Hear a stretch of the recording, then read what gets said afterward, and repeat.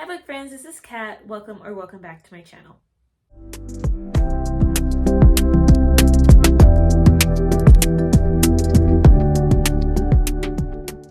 So as you can see, today we are going to be picking again from this candle holder a new country. If you have seen the last video, I filmed 2 countries, and these countries were Venezuela and India. I got to read 2 great books. One was a children's book in Spanish, and the other one was a memoir, and it was actually on my list for 20 books to read in 2024.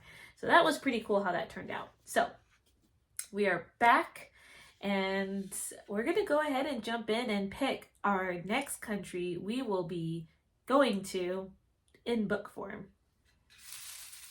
Now, it's every single country, so I'm really nervous about the small ones, but we shall see. Anyway, here is the country. I am very excited. We'll see where we are going. I think it's upside down. Slovakia. Okay, I already know I have no countries on my list set in Slovakia. So this is going to take some digging. I'm going to pop in when I find something that I'm interested in. So one moment. Okay, so I'm actually really nervous about this book, only because I know that it is going to be a hard read, but I'm highly considering putting The Tattooist of Auschwitz by Heather Morris. It does not look like a long read. It says it's about 262 pages. Basically, this is about a Slovakian Jew who gets transported to a concentration camp, and as he is there, they find out that he speaks several different languages, and so they have him to work as the tattoo person to mark the numbers on the Jews.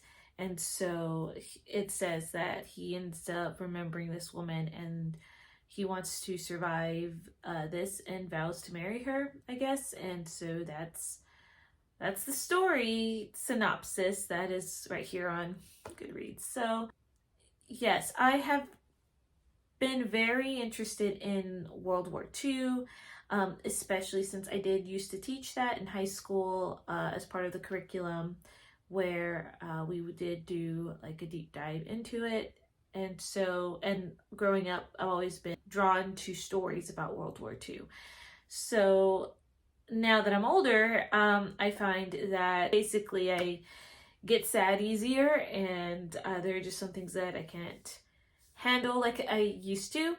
So that's why I'm just nervous about how detailed this book could get into, and that's why I'm a little leery of it. But I'm willing to give it a shot. That's where I'm at. So when you see me next, I will tell you what my initial thoughts are about this novel. So I'll see you in the next segment. Okay, so it is actually March the 2nd, and I decided that I was going to switch my book out to a different book. I did a little bit more digging, and I guess I was still feeling a little not sure about the previous pick. So I'm sorry if you kind of got excited a little bit there, but I decided to go with another book. And this is called I Am a Brave Bridge, an American Girl's Hilarious and Heartbreaking Year in the Fledgling Republic of Slovakia. And this is by Sarah Hinlicky Wilson. And this book is about an American girl who moves to Slovakia, like in a small town, and she ends up falling in love with the country, and then like her falling in love with a boy, and then falls in love with another boy, and then I think now all these other guys are falling in love with her. But typically I don't like books like that, especially like love triangles or anything like that. That's just not for me.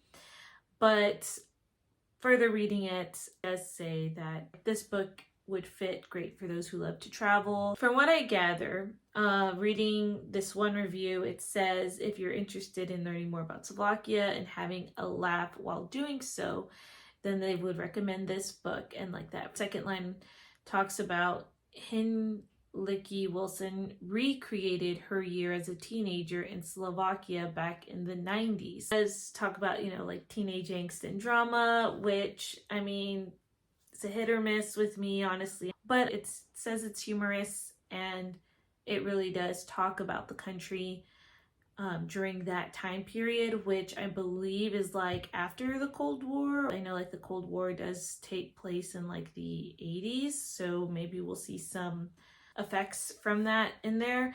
But yes, I think this is a much better read. I found this on audiobook, and the audiobook I think was like 12 hours long. I'll put the time down there, but I will come back in and let you know what I think about some of the book.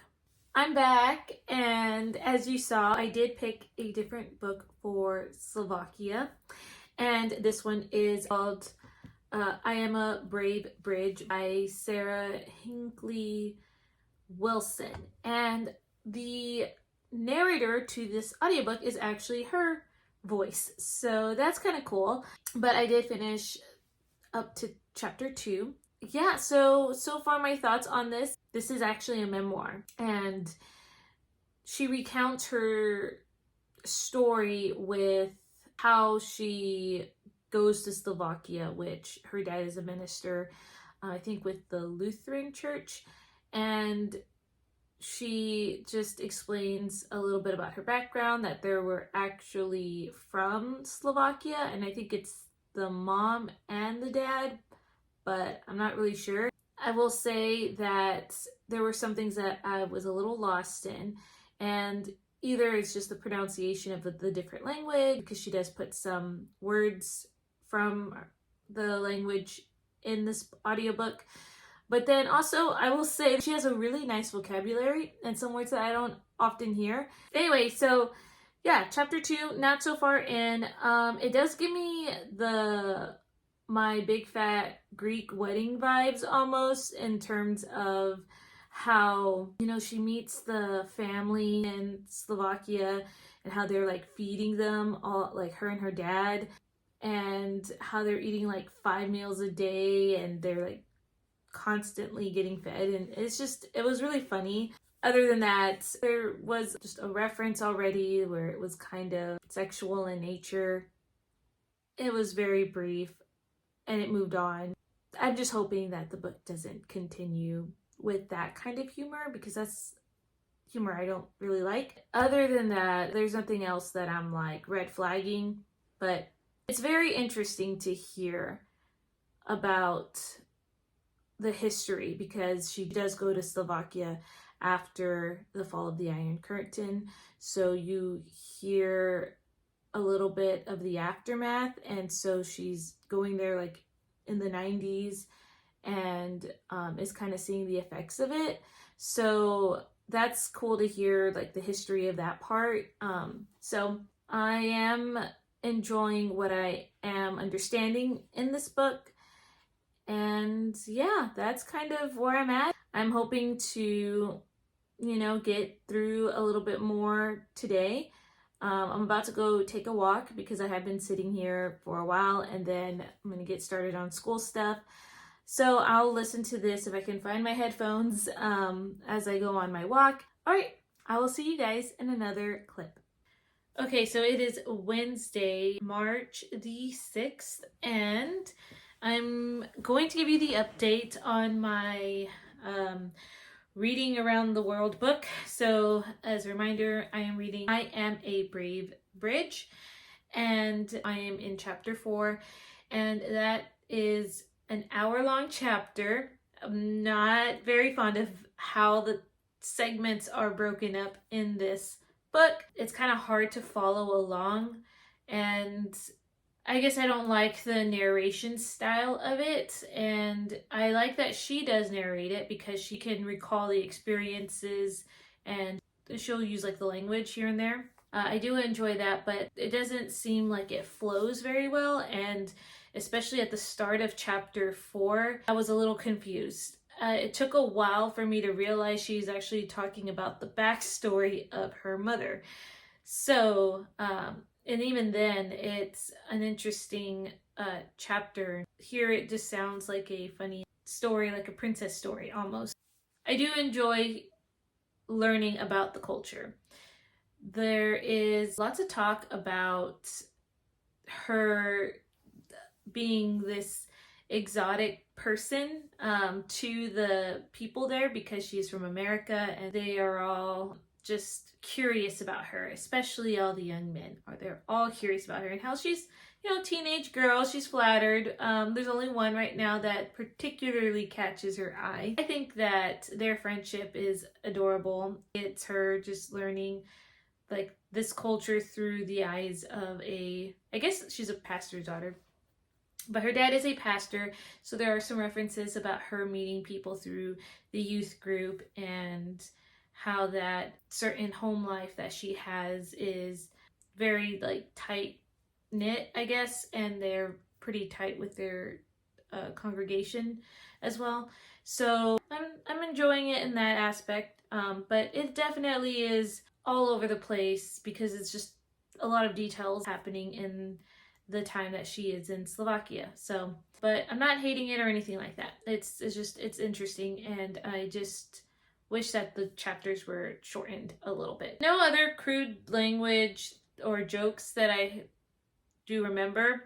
There was a scene where she, talks about her shock at the bathing suits that the people wear, and I guess that's the only like thing. Anyway, teenage stuff, going through being a teenager. So all right, I will talk to you in another segment. Okay, so I am in my car. I'm about to go get milk for the week, but just wanted to update you guys a little bit about the book. So I understood a little bit more about what was going on. I will say that it is pretty charming to hear this country through the eyes of a teenager. There are just some things in there that I feel that unless you were, young, kind of looking through with fresh eyes, like this woman is looking through, her teenage eyes, like there's something fresh about it. I can't really explain it, but it's just funny to see what was like important to her at the time, what was important at the time with her, and how she came to really advance in her language, and just like the friends that she's made, like how she is like immersing into this culture, I guess is the best way I can explain it. In this chapter, Sarah is talking more with the young man that she's interested in, and it's interesting enough that they're not talking in English and they're not talking in the Slovak language. They're actually talking in German. So I thought that was very interesting to even see how this friendship is blossoming, and how even this attraction might be blossoming. They're not even talking in the same language. So I thought that was interesting. I like how Sarah is showing or talking about the stories on how they are learning to acclimate and adapt to this new culture. And she gives a lot of funny instances about traditions, just holidays, and apparently like an interesting fact was for your birthday, you actually have 2 holidays you can celebrate, like birthdays in a way. You get your name's day, like your saint name's holiday that you would celebrate, and your actual birthday holiday. So it's interesting because, like, say if your birthday was in April, but you were named after a certain saint who was, I guess, known to have like their saint day in November, then you would celebrate both days. And so that's kind of cool. Another one could be like in schools, kids are sent out to mushroom pick because I guess it's mushroom picking day. And so they just spend the day picking mushrooms at school. So I thought that was funny. Yeah, so I'm enjoying it a lot better now. Sarah is definitely a person who likes language a lot, and so she does go on this tangent about how she is finding the conjugate of the language, and she tries to explain that in her book about how she is learning this language, but she's learning like how the conjugate of this verb is and suffixes and all of that, and she explains it, and a lot of it's going over my head, honestly, but she really does love languages and learning, and so that's how she comes to learn a bit of German, Turkish, and is now learning this language in Slovakia. So anyway, that's where I'm at in the book. I enjoy the history and culture part a lot more than I do with talking about the language, honestly. So anytime I can get like tidbits of history or something, like it's always cool to like hear about it. So all right, I am actually in the parking lot of where I'm going, so I'm gonna go get milk, some groceries, and I'll talk to y'all in another segment. Good morning. It is March the 7th, which is a Thursday, and I'm actually on my way to work, but I thought I would pop in and let you know that I did listen to the book. I'm still only like, I don't know, 5 hours in, I think. Like, so much is going on in this book. You get to see the emergence, I guess, of the internet, talking about long distance phone calls that cost a lot of money for like 5 minutes a phone call, and then how snail mail was, and then there was this thing that they said call email, and so but it's different. Not everybody has the email. It's like you have to go to a main cafe or something to go and open up the email or whatever that is. So I don't know how all that worked. I just remembered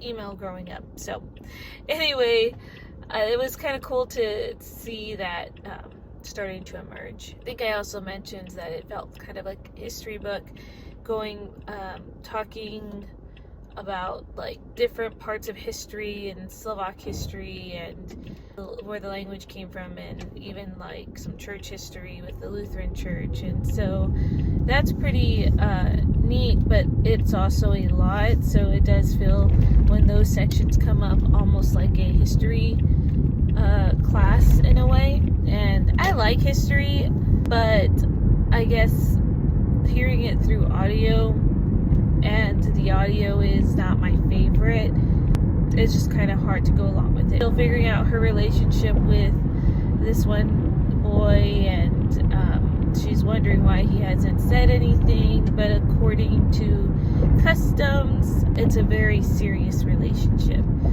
And she's kind of confused because she's like, he hasn't asked me yet to be his girlfriend, so how can it be serious? But apparently if they spend a lot of time with each other, that is considered going steady, I guess. So it's interesting to think about that. It kind of reminds me a little bit about my husband and I. We actually dated in high school, and I've known him since 4th grade, but we dated in high school, and before that, basically it was understood that we were like an item, I guess, because I was not allowed to date till I was at least 15, and that was a rule my parents had for all of us, which I was apparently the only one who followed that rule. I tried to be a really good kid and be a rule follower, but I did like my husband in middle school. So anyway, all our friends knew, and basically they're like, oh, they're an item, but we always hung out as a friend group. And so anyway, that's what it kind of reminded me of with her relationship with this person, in the sense of like, we weren't girlfriend boyfriend, but we were, just hanging out a lot together, and people like knew. So needless to say, by the time my husband and I got married all those years later, my family basically was like, well, it's about time. So anyway, as far as today goes, I have an after school rehearsal with my students. I also have a book club today that I'm going to. I'll talk to you in the next clip.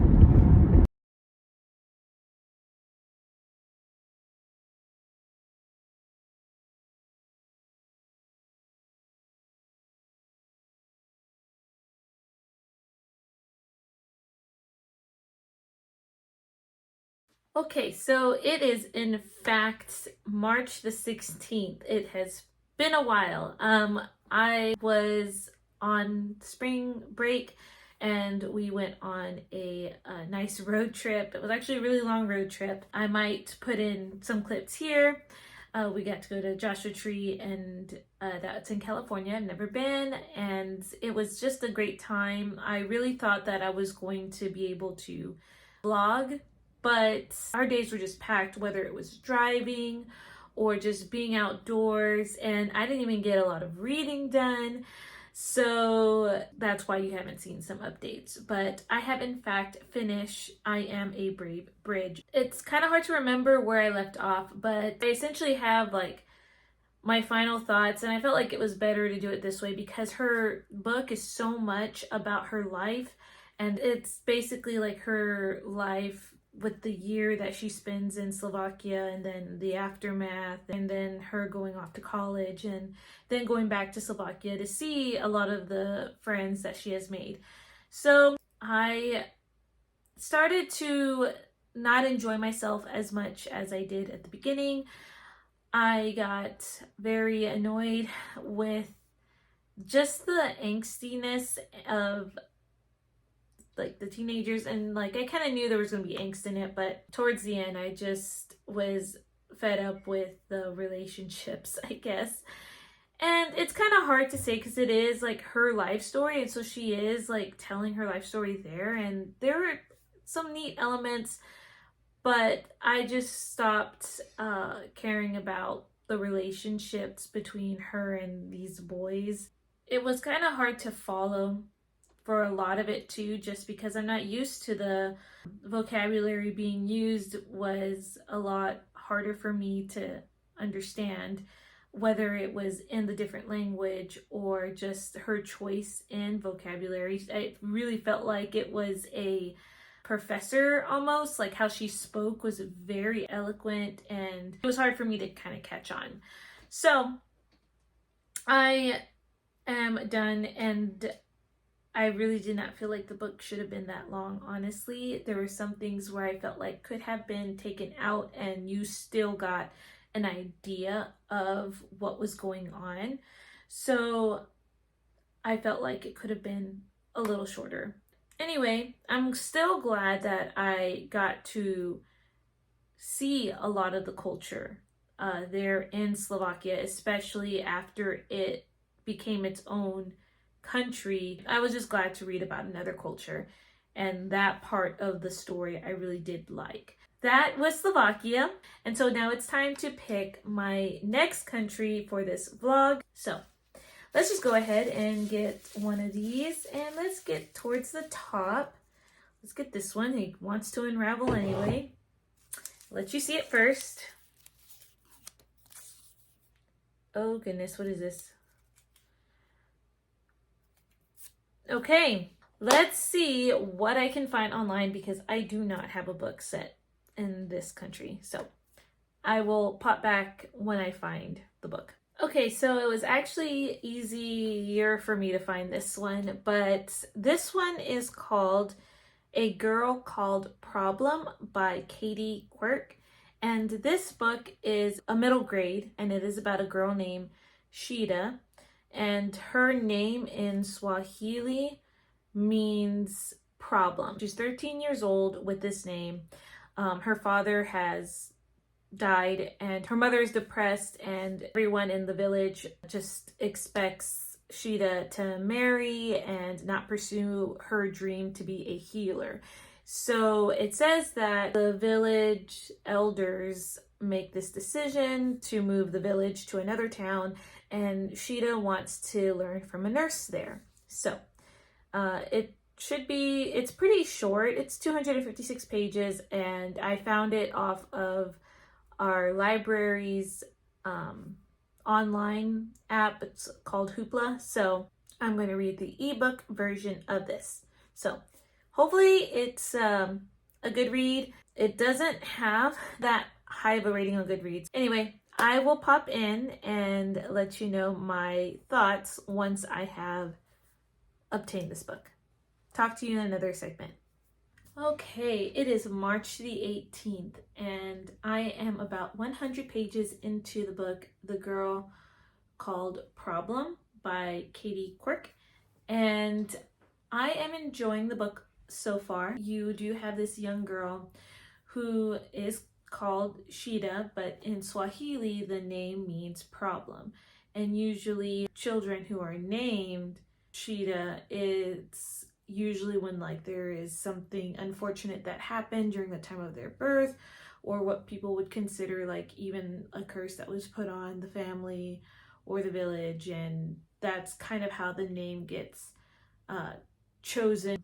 So she gets this name because of an unfortunate thing that happened with her father, and that kind of is the theme a little bit of like what her and her mother are struggling with, just different types of problems. It's told from Sheeta's perspective, and very early on in the book, the elders of their village decide that they are going to move their village to another village. And this is during the time where Tanzania has been liberated from white colonists, and they have their own president now, and the president is asking for his people to band together to essentially live together in unity and like a stronger people group, so to speak. And that's kind of like the prompting for this village to go and be with another village to learn at a school together for the young children, to learn the different types of like technology that's being developed, and so on and so forth. So Sheeta's excited because she wants to be a nurse. She's learning to be like the town's healer, and she really likes when the nurse from the other village comes to visit because she learns from her. And we just kind of follow this journey as they are learning to integrate with other people within Tanzania. So I do like the character a lot. You get a lot of other like folklore, I guess, within the community about what they kind of believe in and like how their culture is. And so that's pretty neat, but it's not just a let's dump a lot of like history or like different culture things. I feel like it fits whenever like certain things in the story come up. So anyway, that's just my first initial thoughts on it. I do not like one of the teachers that is at this school, but I think it's interesting getting different perspectives from, I guess, people at the time, especially when it comes to young girls going into the school. It wasn't common. I think that this book does a pretty good job at showing like the struggle, but it also shows hope and it shows determination. And though it paints certain people in the bad light, I guess, because it's not only the teacher, but also she is struggling with like her mom, and her mom's even like having her own struggles. So you see that struggle, but she doesn't disrespect. And I guess that's one thing that I saw that I kind of had trouble with middle grade or children's books is just sometimes the disrespect. I think there's a way to address problems or overcome things without having to be disrespectful about it, if that makes sense. So I'm liking the book so far. I'm liking the characters. Some not so much, but I'm just very curious about where the story is going to go. I'm curious to see if like the mother does wake up to the fact that she has been pouring a lot of her own hurt and guilt on her daughter. You know, hopefully that she is going to overcome her own deals. And that's kind of where I'm at right now with the book. So I anticipate finishing this book pretty soon, so I won't update until I do finish the book. That's the plan, and I will let you know, I guess, how it all turns out in the end. So I'll see you in another segment. This is the next day, and this is Tuesday, March the 19th. And I have completed A Girl Called Problem. This book, there was something that came up that I was actually not expecting. The last time I mentioned was that the villagers are now in this new village, and the young girl, Sheeta, she is going to school and whatnot, and you have some characters who don't think girls should be in school. So it's like their struggle to defeat the odds, I guess. It does talk more about the curses, or how like their culture where they believe that evil or bad things happen because of curses from the ancestors who may not agree with some of the decisions that the people are making. So Sheeta's people, they're called the Sukuma. I'm not really sure what their tribe's called, but they, you know, start to think that some of these unfortunate events that are happening, like one was the cows were let out of the corral and were roaming the city. Some of the girls' clothing have been disappearing, and little things like that. I think one of them, the crops were failing. So these people really do believe that the ancestors are frowning upon them. So there is some mention of like belief in curses, and then like there's this woman who is believed to be a witch, and they talk about like spirit houses. So there's, you know, some of these things being brought up, and I mean, I didn't find it too alarming. There are some explanations for things, so it's not that it is dealing with like magic. You kind of get a sense of like what's going on, but these people believe that there is some spiritual connection. So the story's progressing, then this climax happens, and then basically it's a fast like ending. I felt that the ending, it kind of like wrapped up fast, at least to me, and I just felt like there were some loose ends. So I was a little disappointed, not so much like the ending itself, but just how fast it happened. And I wanted to know what happened with other characters that you didn't really hear from again. So that was a little of a letdown. Still a nice ending. I mean, it's a middle grade book, but I did enjoy it. I was invested, wanted to see like what happened, but there were some cool references to some of the culture.